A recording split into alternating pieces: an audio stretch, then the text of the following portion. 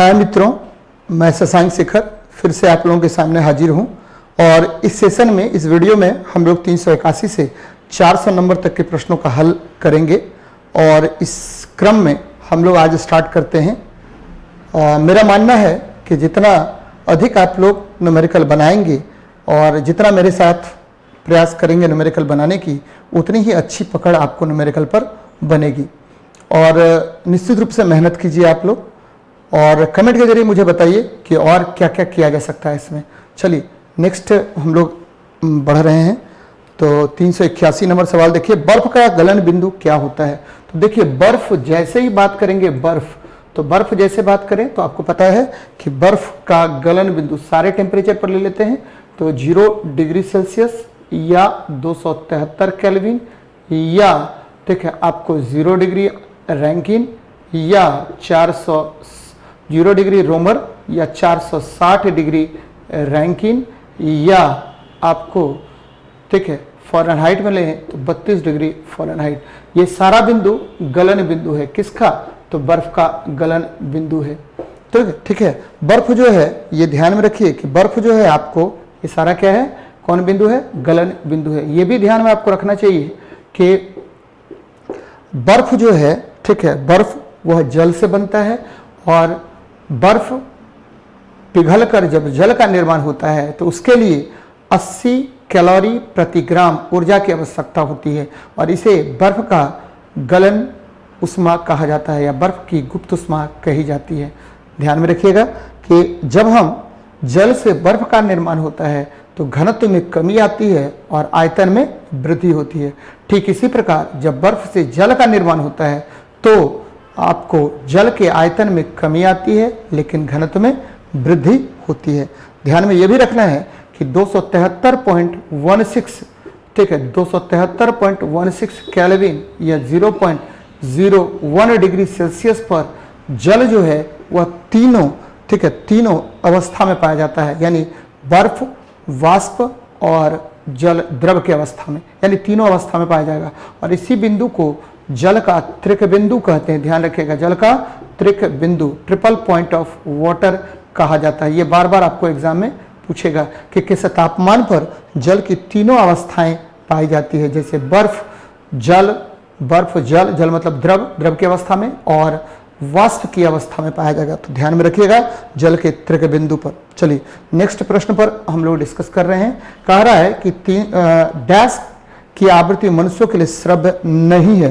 देखिए, जब भी मनुष्य की श्रव्यता सीमा की बात करते हैं तो मनुष्य की श्रव्यता सीमा जो है 20 हर्ज से 20,000 हर्ज के बीच की ध्वनि को मनुष्य सुन सकता है और इसी ध्वनि को श्रव्य सीमा कहा जाता है, यानी ऑडिबल रेंज कहा जाता है, ऑडिबल परास कहा जाता है। ये मैंने क्या बताया आपको कि 20 हर्ज से 20,000 हर्ज के बीच की जो ध्वनि होती है वह मनुष्य आसानी से सुन लेता है, इसे श्रव्य ध्वनि कहा जाता है। लेकिन यदि ध्वनि 20 हर्ज से कम हो जाए, 20 हर्ज से कम ध्वनि, तो ऐसी ध्वनि को हम अवश्रव्य या इंग्लिश में बोला जाता है इंफ्रासोनिक्स वेव कहा जाता है। ध्यान में रखिएगा, इंफ्रासोनिक्स कहा जाता है। यदि ठीक है आपको 20,000 हर्ज से अधिक ध्वनि हो, 20,000 हर्ज से अधिक ध्वनि होगा, से अधिक ध्वनि, तो इसको हम लोग क्या बोलते हैं?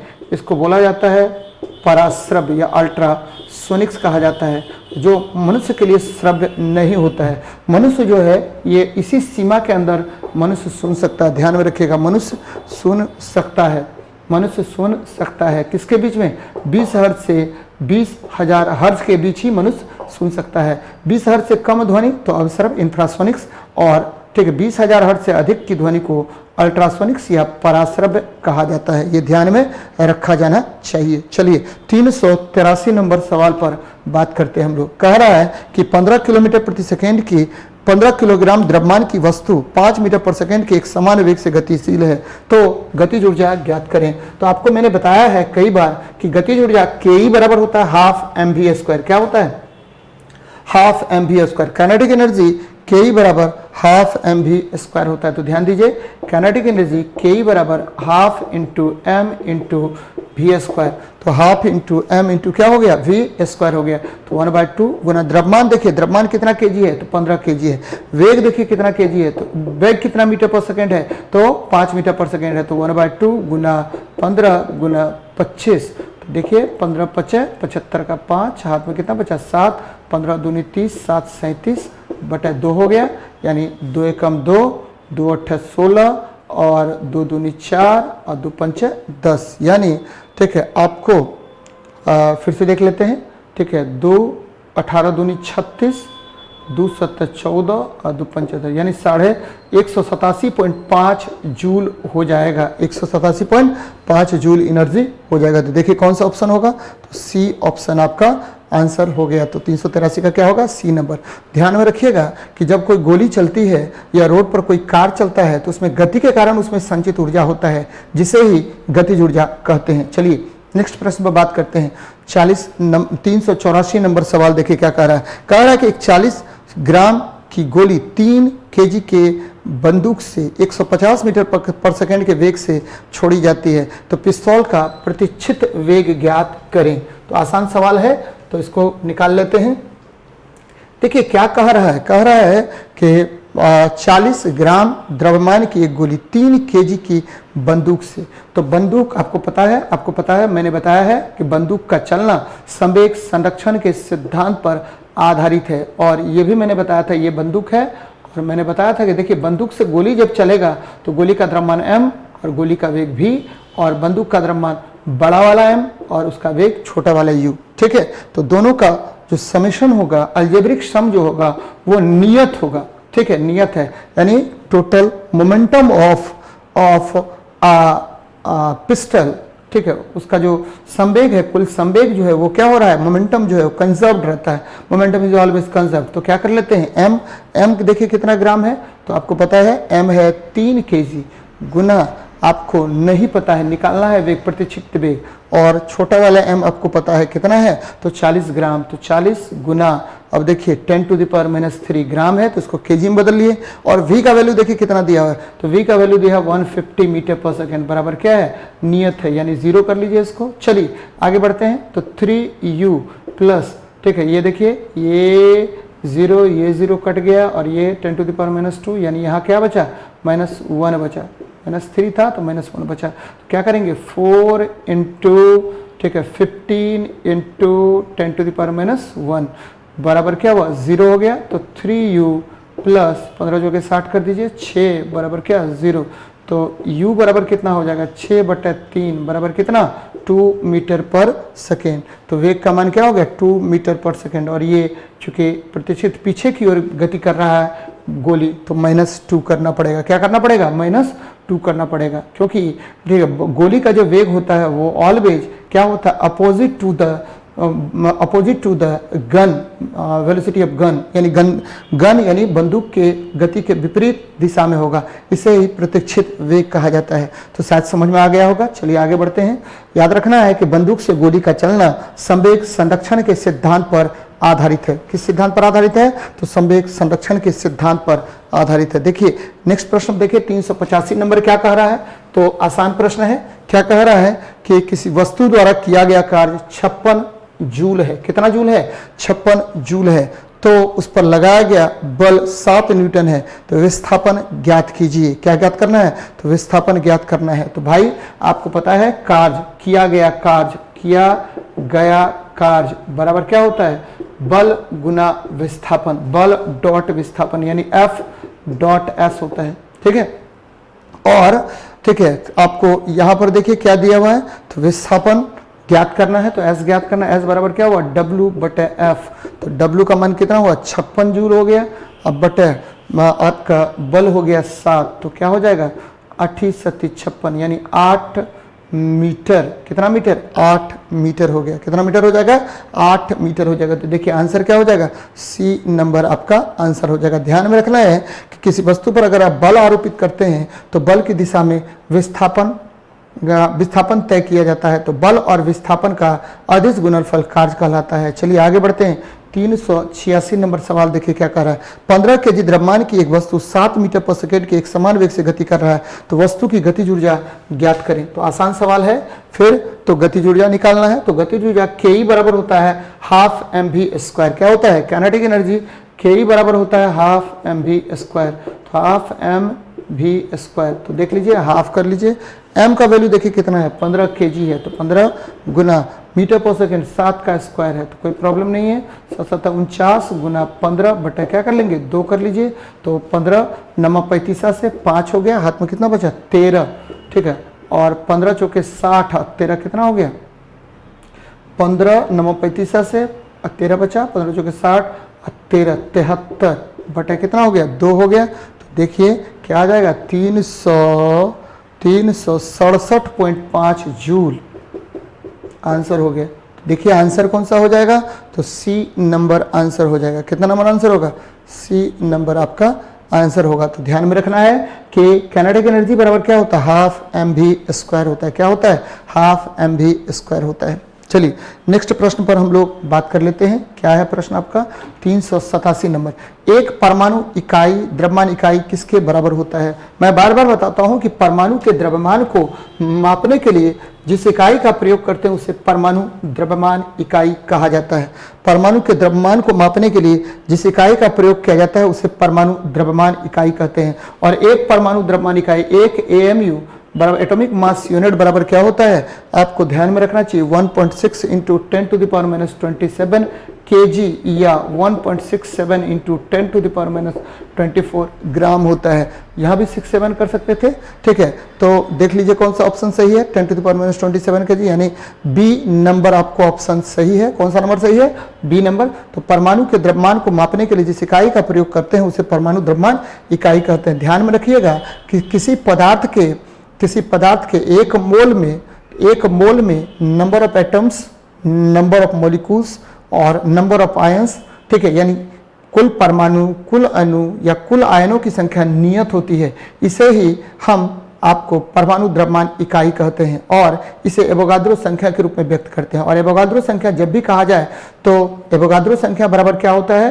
कि एवोगाद्रो संख्या बराबर होता है 6.022 इंटू 10⁻23 मॉलिक्यूल्स, एटम्स या आयंस होता है। और ये भी आपको ध्यान में रखना चाहिए कि एक परमाणु का जो द्रव्यमान होता है उसे ही परमाणु द्रव्यमान इकाई कहते हैं। और आपको ये भी ध्यान में रखना चाहिए कि कार्बन परमाणु के 1/12वें भाग में एक परमाणु का जो द्रव्यमान होगा उसे आजकल परमाणु द्रव्यमान इकाई के रूप में व्यक्त किया जाता है। जब भी परमाणु द्रव्यमान इकाई की बात करेंगे तो कार्बन 6C12 को इकाई के रूप में व्यक्त किया जाता है और इसी के आधार पर मोल की परिभाषा दी जाती है। चलिए नेक्स्ट प्रश्न पर बात करते हैं। 388 नंबर सवाल क्या कह रहा है, कह रहा है कि 3 kg के पिस्तौल से 180 मीटर पर सेकंड के वेग से एक 40 ग्राम की गोली क्षैतिज रूप से चलाई जाती है, तो पिस्तौल का प्रतिघाती वेग क्या है? तो आसान प्रश्न है, जरा देखते हैं इसको करके।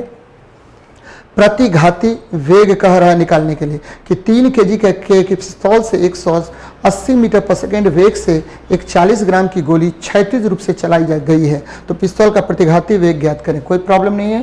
प्रतिघाती वेग u बराबर क्या होता है कि m इंटू भी, m इंटू छोटा वाला m इंटू भी माइनस कर लीजिए बटे बड़ा वाला m। यहाँ पर m बंदूक के गोली का द्रव्यमान और बंदूक के गोली का वेग और ये बड़ा वाला m जो है बंदूक का द्रव्यमान है। चलिए करके देखते हैं। माइनस और m का वैल्यू देखिए कितना दिया हुआ है, 40 ग्राम गोली दिया हुआ, तो 40 गुना 10⁻³ कर लीजिए गुना, आपको पता है कि गोली का जो वेग है 180 मीटर पर सेकेंड दिया हुआ है, तो 180 बटे हम लोग कर लेते हैं m का मान। तो m का मान देखिए कितना है, 3 kg है, तो कर लीजिए, इसको काट लीजिए, 3 60 हो गया, 60 चौके क्या हो गया, 6 चौके 24, 24 माइनस 24 पर 2 0 इंटू 10⁻³ मीटर पर सेकेंड। तो भाई इसको इधर कर दीजिए, -2.4, ठीक है, मीटर पर सेकेंड। तो ये आ गया आपको -2.4 मीटर पर सेकेंड। तो देखिए कौन सा ऑप्शन हो जाएगा, तो डी आपका ऑप्शन हो जाएगा। तो ध्यान में रखना है कि बंदूक से गोली का चलना संवेग संरक्षण के सिद्धांत पर आधारित है और इसी आधार पर क्या होता है कि कुल संवेग जो है वो हमेशा संरक्षित रहता है। चलिए नेक्स्ट प्रश्न पर बात करते हैं। अगर बल्ब का फिलामेंट का प्रतिरोध 1200 ओम हो तो 220 वोल्ट स्रोत से इलेक्ट्रिक बल्ब में कितनी धारा प्रवाहित होगी। तो आपको पता होगा कि ओम के नियम से क्या होता है कि दो चालक तारों के बीच का विभवांतर उससे प्रवाहित धारा का समानुपाती होता है और भी समानुपाती आई कर लेते हैं हम लोग, बार बार ये करते हैं। भी समानुपाती क्या हो गया, आई हो गया। तो भी बराबर आर इंटू आई, तो आर निकालना है तो आर बराबर क्या हो जाएगा, भी बटे आई हो जाएगा। और देखिए भी क्या है, तो भी है 220 और ठीक है हमको आई निकालना है यहाँ पर, तो आई निकालना है तो आई बराबर क्या हो जाएगा, उसी तरह से होगा भी बटे आर कर लीजिए। तो भी का मान देखिए कितना दिया हुआ, तो भी का मान 220 वोल्ट बटे आर का मान देखिए कितना दिया हुआ, 1200 दिया हुआ। काट दीजिए 2 11 ही 22 और 2 60 ही क्या हो गया ये, तो निकाल लीजिए। अब क्या कर रहा है, ठीक है, तो प्रवाहित धारा निकालना है तो निकाल लीजिए। अब देखिए करते हैं क्या कि 6 से 11 को भाग देते हैं, 11 को भाग दीजिए, पॉइंट दीजिए 0, 6 18 छक्के 78 से, तो 6 भागा दीजिए यार, 6 का 6 हो गया, कर लिए 6, तो 5 आ गया और क्या आएगा, पॉइंट देंगे 0 आएगा, 6 8 48। तो देखिए 1.8 अपॉन 10 हो गया यानी 0.18 एम्पियर हो जाएगा। क्या हो जाएगा, 0.18 एम्पियर। तो देखिए ऑप्शन में कौन सा सही है, तो ए ऑप्शन आपका क्या है, सही है। मित्रों ध्यान में रखना है कि ओम के नियम से ही आपको क्या निकलता है, प्रतिरोध निकलता है और प्रतिरोध आर बराबर क्या होता है, भी बटे आई होता है यानी वोल्ट पर एम्पियर। प्रतिरोध का मात्रक क्या होता है, ओम होता है और ये वोल्ट पर एम्पियर के बराबर होगा। प्रतिरोध को मापने के लिए हम लोग प्रतिरोध मापी या ओम मीटर का प्रयोग करते हैं और ये भी ध्यान में रखना है कि प्रतिरोध जो है वो मल्टीमीटर यंत्र के द्वारा भी ज्ञात किया जाता है, जबकि वोल्ट जो है यानी विभवांतर जो है वह ज्ञात करने के लिए आपको वोल्टमीटर का प्रयोग करते हैं। विद्युत धारा ज्ञात करने के लिए एमीटर का प्रयोग करते हैं। एमीटर को परिपथ में आपको श्रेणी क्रम में जोड़ा जाता है, जबकि वोल्टमीटर को परिपथ में हम लोग समानांतर क्रम में जोड़ते हैं। चलिए तो ये ध्यान में आपको रखना चाहिए। नेक्स्ट प्रश्न पर बात करते हैं। कह रहा है कि विद्युत बल्ब के एक फिलामेंट द्वारा 3 मिनट में 0.8 एम्पियर की धारा खींची जाती है, तो परिपथ से में कितना आवेश प्रवाहित हो रहा है। तो आसान प्रश्न है, तुरंत निकाल लेंगे। कैसे निकालेंगे जरा उसको भी देख लीजिए। 3 मिनट में 0.8 एम्पियर की धारा प्रवाहित हो रही है, तो आवेश कितना है, तो आपको पता है आवेश Q बराबर क्या होता है, आवेश Q बराबर होता है विद्युत धारा गुना समय। विद्युत धारा गुना क्या हो जाएगा, समय होता है मित्रों। तो विद्युत धारा देखिए कितना होगा, तो विद्युत धारा का मान दिया हुआ है 0.8 एम्पियर दिया हुआ है और गुना 3 मिनट, तो 3 मिनट को कर लीजिए क्या, सेकंड में बदल लीजिए, 60 से गुना कर देते हैं, सेकंड कर देते हैं। एम्पियर इंटू सेकंड को हमने क्या कह दिया, कूलम्ब कह दिया, कूलम्ब हो गया। अब गुना कर दीजिए, पॉइंट उड़ाइए, तो यहाँ क्या हो जाएगा, तो ये हो जाएगा 10 कर लीजिएगा, 10 ये 0 काट दीजिए, 8 6 3 18 18 18 44, तो 144 कूलम्ब आवेश प्रवाहित होगा। अब देखिए आवेश का पता लगाने के लिए हम लोग स्वर्ण पत्ती इलेक्ट्रोस्कोप का प्रयोग करते हैं और इसके द्वारा हम लोग किसी भी वस्तु पर उपस्थित आवेश का पता लगाते हैं। और ये भी ध्यान में रखना है आपको कि आवेश जो होता है उसी के द्वारा हम लोग किसका पता करते हैं, आवेश के द्वारा ही हम पता करते हैं कि कोई वस्तु धनात्मक आवेश युक्त है या ऋणात्मक आवेश युक्त है। ध्यान में यह भी रखना है कि किसी वस्तु पर कुल आवेश उस पर उपस्थित इलेक्ट्रॉनों की संख्या का संख्यात्मक गुणनफल होता है, इसीलिए Q बराबर प्लस माइनस NE और यह आपको इंटीग्रल मल्टीपल होता है। कौन सा मल्टीपल होगा, इंटीग्रल मल्टीपल होता है। तो आगे बढ़ते हैं हम लोग, नेक्स्ट प्रश्न पर बात करते हैं। 391 नंबर 391 नंबर सवाल देखिए क्या कह रहा है। कह रहा है कि 15 kg द्रव्यमान की एक वस्तु 6 मीटर पर सेकंड के एक समान वेग से गति कर रहा है, तो उस वस्तु की गतिज ऊर्जा कितनी है। तो आपको पता है कि गतिज ऊर्जा काइनेटिक एनर्जी बराबर होता है हाफ mv²। क्या होता है, काइनेटिक एनर्जी बराबर हाफ mv²। तो ये देख लीजिए, काइनेटिक एनर्जी बराबर हाफ mv²। तो 1/2 इंटू m का वैल्यू देखिए कितना है, तो 15 है और v का वैल्यू कितना है, 6 है, तो 6 का स्क्वायर कर दीजिए। तो देखिए भाई 15 गुना 15 गुना 36 गुना बटा 2 हो गया। तो अब देखिए क्या करते हैं, तो 2 18 कर दीजिए इसको, तो 15 8 20 से 120 का 0, हाथ में कितना बचा 12, 15 का 15 12 27, 227 270 जूल हो जाएगा। आपको ये जानना चाहिए कि किसी वस्तु के गति के कारण उसमें संचित ऊर्जा को हम गतिज ऊर्जा कहते हैं। चलिए आगे बढ़ते हैं, नेक्स्ट प्रश्न पर बात करते हैं। देखिए क्या कह रहा है कि एक वस्तु पर 125 न्यूटन का बल कार्य कर रहा है, तो उस वस्तु को बल की दिशा में 5 मीटर तक हटाया जाता है, तो बल द्वारा किया गया कार्य क्या होगा।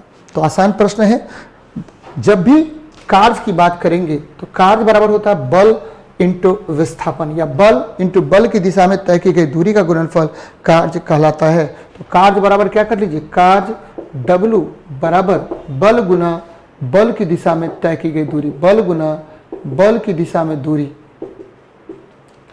दिशा में तय दूरी।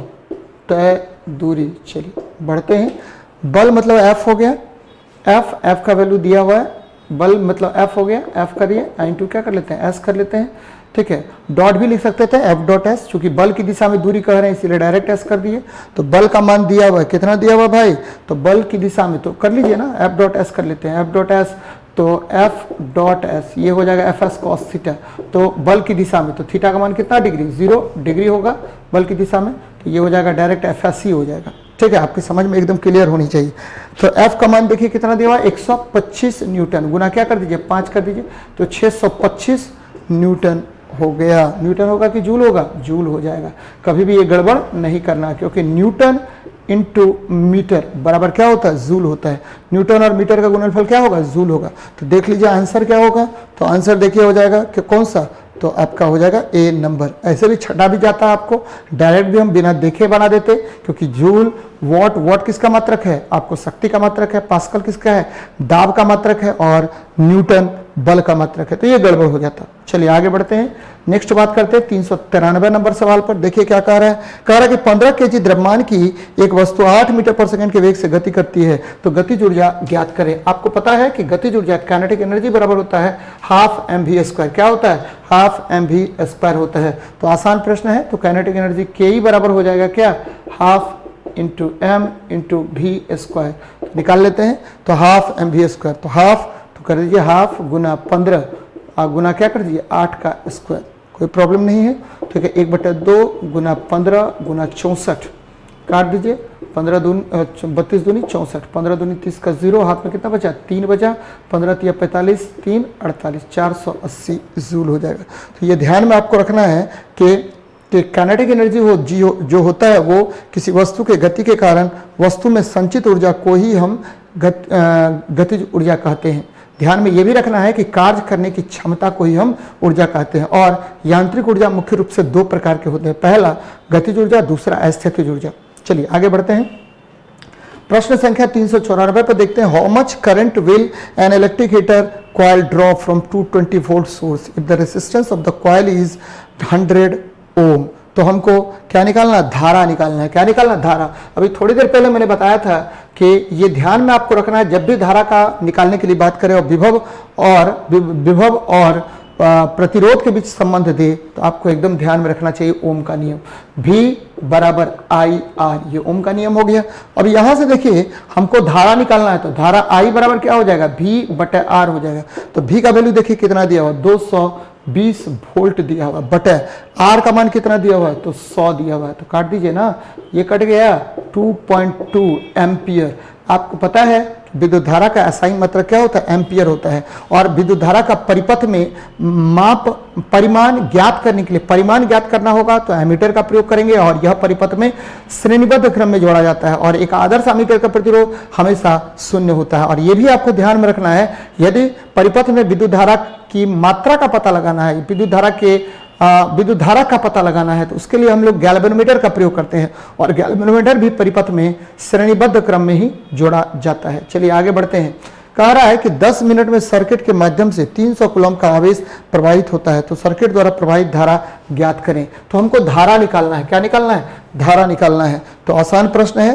तो क्या कह रहा है कि आवेश के प्रवाह की दर को विद्युत धारा कहा जाता है। आई बराबर, ये विद्युत धारा है, विद्युत धारा I बराबर क्या होता है, Q/T। Q बटा T कर लीजिए। तो Q का मान देखिए कितना है, तो 300 कूलम्ब है, और ठीक है समय कितना है 10 मिनट, तो 10 गुना क्या कर दीजिए 60 सेकेंड कर देते हैं। तो भाई ये कट गया, 3 दूरी 6, 1/2 बराबर 0.5 एम्पियर हो जाएगा। ध्यान में रखना है कि आवेश के प्रवाह की दर को ही विद्युत धारा कहा जाता है, और विद्युत धारा I बराबर Q बटे T होता है। उसके आधार पर मैंने सॉल्व कर लिया इस प्रॉब्लम को। चलिए नेक्स्ट प्रश्न की पर बात करते हैं। कह रहा है कि पृथ्वी की सतह पर मापे जाने पर एक वस्तु का भार 60 न्यूटन है, चंद्रमा की सतह पर क्या भार होगा। तो आपको पता है कि चंद्रमा के सतह पर किसी वस्तु का भार जो होता है वो पृथ्वी के सतह पर भार का 1/6 होता है। तो देखिए चंद्रमा के सतह पर भार, तो WE बटा क्या कर लेंगे 6 कर लेते हैं। तो पृथ्वी के सतह पर वस्तु का भार, तो 60 बटा क्या कर दीजिए 6 कर लीजिए, यानी 10 न्यूटन हो जाएगा। ध्यान में ये रखना है कि किसी वस्तु का भार किसी वस्तु का जो गुरुत्वीय त्वरण होता है, किसी वस्तु पर जो गुरुत्वीय त्वरण होता है वह किस पर निर्भर करता है, तो जिस वस्तु केंद्रीय वस्तु के द्रव्यमान और वस्तु और केंद्रीय वस्तु के बीच की दूरी पर निर्भर करता है। और चंद्रमा के लिए गुरुत्वीय त्वरण का मान जो होता है वो पृथ्वी पर गुरुत्वीय त्वरण के मान का 1/6 होता है। तो इसके आधार पर ये निकल गया आपका। चलिए नेक्स्ट प्रश्न पर बात करते हैं हम लोग। 397 नंबर प्रश्न देखिए। 15 केजी द्रव्यमान की वस्तु 2 मीटर पर सेकंड के एक समान वेग से गति करता है, तो वस्तु की गतिज ऊर्जा कितनी होगी। तो गतिज ऊर्जा आपको पता है काइनेटिक एनर्जी के बराबर होता है हाफ mv²। काइनेटिक एनर्जी के बराबर होता है half into m into v का स्क्वायर। तो हाफ कर लीजिए इंटू m का वैल्यू देखिए कितना है, तो 15 केजी है, और v का वैल्यू देखिए कितना है 2 का स्क्वायर है। तो क्या कर लेंगे 1/2 गुना 15 गुना 4 कर लीजिए, 2 दूनी 4 कर दीजिए, 15 दूनी 30 जूल हो जाएगा। ये भी आपको ध्यान में रखना है कि काइनेटिक एनर्जी बराबर होता है P²/2m होता है। काइनेटिक एनर्जी बराबर क्या होता है P²/2m होता है। और यदि दो वस्तुओं की गतिज ऊर्जा समान हो तो काइनेटिक एनर्जी जो होता है, जिस वस्तु का द्रव्यमान अधिक होगा उसकी गतिज ऊर्जा क्या होगी कम होगी, जिस वस्तु का द्रव्यमान कम होगा उसकी गतिज ऊर्जा क्या होगी अधिक होगी। ये ध्यान में आपको रखना चाहिए। अगर दो वस्तु है उसका संवेग बराबर है, तो ध्यान में रखिएगा संवेग बराबर है तो जिस वस्तु का संवेग अगर दो वस्तु है उसका बराबर, तो ये कर लिया हम लोग। अगर दो वस्तु है उसकी गतिज ऊर्जा बराबर हो तो क्या करना पड़ेगा, जिस वस्तु का द्रव्यमान अधिक होगा उसका संवेग अधिक होगा, क्योंकि संवेग डायरेक्टली प्रोपोर्शनल टू किसके है वेग के है, तो √2m के, तो उसका संवेग अधिक होगा। तो ध्यान में रखना चाहिए आपको ये सवाल, कोई प्रॉब्लम नहीं है इसमें। चलिए आगे बढ़ते हैं, नेक्स्ट प्रश्न पर हम लोग बात करेंगे। ठीक है, ये भी ध्यान में आपको रखना चाहिए कि गतिज ऊर्जा जो होता है वो किसी वस्तु में गति के कारण संचित ऊर्जा होती है। जैसे ठीक है, आपको छोड़े गए बंदूक से छोड़े गए गोली में कौन सी ऊर्जा होगी, गतिज ऊर्जा होगी। चलिए नेक्स्ट प्रश्न पर बात करते हैं। 398 नंबर सवाल। यदि बल्ब फिलामेंट का प्रतिरोध 500 ओम हो और 220 वोल्ट स्रोत से हो तो उसमें धारा कितनी होगी। तो आपको पता है कि धारा, जब भी हम धारा या प्रतिरोध निकालने की बात करते हैं विभवांतर के साथ संबंध स्थापित कर, तो हमको भी समानुपाती I होता है। ये ओम का नियम है। ओम का नियम कहता है कि किसी चालक तार के दो बिंदुओं के बीच का विभवांतर उससे प्रवाहित धारा का समानुपाती होता है, और भी बराबर IR। और यहाँ देखिए आपको क्या निकालना है, तो भाई जी धारा निकालना है, तो धारा I बराबर V/R, और क्या होगा विभवांतर भी देखिए भी विभवांतर है, तो 220 बटे प्रतिरोध देखिए कितना है 500 ओम है। तो भाई ये काट दीजिए। अब देखिए 5 चौके 20 यानी ये हो गया 44, ठीक है 4.4 अपॉन क्या 10 आ गया, तो 0.44 एम्पियर होगा। तो ऑप्शन कौन सा सही होगा, तो देख लीजिए ऑप्शन कौन सा सही होता है, तो ये ऑप्शन है आपका C नंबर सही है। तो ये ध्यान में आपको रखना है कि जब भी विभवांतर विद्युत धारा और प्रतिरोध के बीच संबंध दे तो वहां पर आपको ये ध्यान में रखना चाहिए कि भी समानुपाती I और भी बराबर RI, और उस रिलेशन से हम क्या करते हैं प्रॉब्लम को सॉल्व आउट कर लेते हैं। चलिए नेक्स्ट प्रश्न पर हम लोग बात करते हैं। 1 जूल बराबर क्या होता है, तो एक तरफ से बात कर लेते हैं। जूल आपको ध्यान में रखना चाहिए कि ये ऊर्जा का मात्रक है, जूल ऊर्जा का SI मात्रक है। और ठीक है 1 जूल बराबर क्या होता है, ये ऊर्जा का मात्रक है, तो ऊर्जा या कार्य का मात्रक, तो F.S कर लीजिए। तो F का मात्रक हो गया न्यूटन इंटू क्या हो गया मीटर ठीक है, न्यूटन इंटू मीटर, और इसी को हम लोग क्या कहते हैं, जूल कहते हैं। यानी 1 जूल बराबर 1 न्यूटन इंटू 1 मीटर होता है। जबकि ध्यान में रखिए कि पास्कल जो है ठीक है, वो दाब का मात्रक है। किसका मात्रक है, दाब का मात्रक। अर्ग जो है वह कार्य का मात्रक है, लेकिन कार्य का मात्रक किस में, तो कार्य का मात्रक है, अर्ग जो है वो कार्य का मात्रक है, और किस यूनिट में, तो वो यूनिट है आपको, ठीक है, ध्यान में रखिएगा, सीजीएस पद्धति में। किस पद्धति में, सीजीएस पद्धति में। वॉट जो है वो शक्ति का मात्रक है। किसका मात्रक है, शक्ति का मात्रक है। वॉट किसका मात्रक है, शक्ति का मात्रक है। ध्यान में इसको रखना चाहिए। जबकि न्यूटन बल का मात्रक है। न्यूटन किसका मात्रक हो गया, बल का मात्रक होता है। और मीटर जो है वह, ठीक है, आपको मीटर जो है वह आपको किसका मात्रक है, दूरी का मात्रक है। चलिए नेक्स्ट प्रश्न पर बात करते हैं। कह रहा है कि 10 वोल्ट के विभवांतर वाले दो बिंदुओं पर 3 कूलम्ब के आवेश को स्थानांतरित करने पर कितना कार्य करना पड़ता है। तो ये विद्युत ऊर्जा का सवाल है, और विद्युत ऊर्जा बराबर क्या होता है कि आवेश गुना विभवांतर। विद्युत ऊर्जा U बराबर क्या हो जाएगा, U बराबर, ठीक है, आपका विभवांतर गुना आवेश। ध्यान दीजिएगा, विभवांतर गुना क्या होता है, आवेश होता है। और जब भी विभवांतर की बात करते हैं तो विभवांतर 10 वोल्ट ले लीजिए, गुना आवेश 3 कूलम्ब।